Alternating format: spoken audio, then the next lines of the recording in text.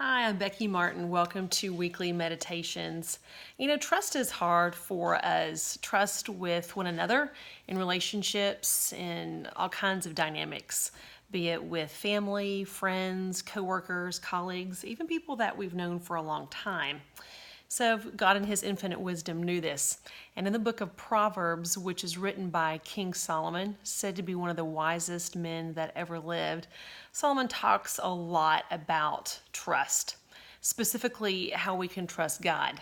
So if we think trusting people is challenging, people that we can see and feel and look at their body language and how they respond to us, trusting in a God who is present and yet unseen can obviously have its high challenges as well. So in Proverbs 3:5-6, Solomon says, "Trust the Lord with all your heart, lean not on your own understanding. In all your ways submit to him, and he will make your paths straight." So let's kind of break that down. Trust the Lord with all your heart. Don't hold anything back. If your life was represented by a house and each room in that house represented a different segment or aspect of your life. Once again, we could talk about work, we could talk about relationships, we could talk about finances, we could talk about family, and you kind of get the idea. Each room is a different aspect of your life. What Solomon's saying here is don't just trust God with some of those aspects. Don't just invite him in the front door and keep him in those front two rooms where you trust him.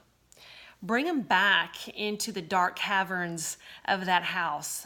See, maybe as you're going through your guided meditation a little bit later in our practice, see if there's some rooms that not only are dark and the door's closed, but it's locked.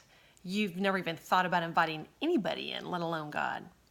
So what Solomon's saying is here, don't hold back. Trust God with all your heart, with every room in your house, with every aspect of your life.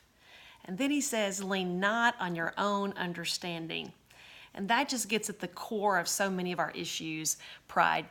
We live in a world where we can pretty much find anything out in a matter of seconds with our computers. And so to lean not on our own understanding, when we feel as if we know so much, or at least have access to know so much, is really challenging. So trust the Lord with all your heart. Lean not on your own understanding. In all your ways, submit to him. Now, this is kind of similar to that trust factor. In all your ways, submit to him. So there may be some areas of your life, if you've been walking with God for a while, that you want to submit to him. Maybe you're even new to the concept, or you're not currently following Christ and you wouldn't dare submit anything to him.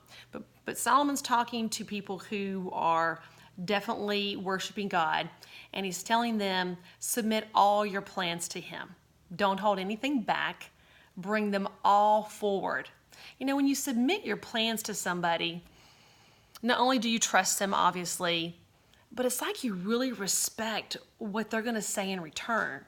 It's like it's a relationship. It shows reciprocity. It shows you bringing something forward, and then in doing so, anticipating something in return. And Solomon picks right up on that and says, in fact, there's a promise of God's that follows. After we submit all our plans to him, what is God so good and gracious in his infinite wisdom going to do for us? He's going to make our paths straight. So it's when we think we know the way and we don't want to submit, or we want to submit again a portion of something, but we want to hold something back because we've just got this, God. That's when we often don't know which path to take, or the path seems awfully crooked. And what Solomon is saying is when we submit all of our plans to him, he will make our path straight.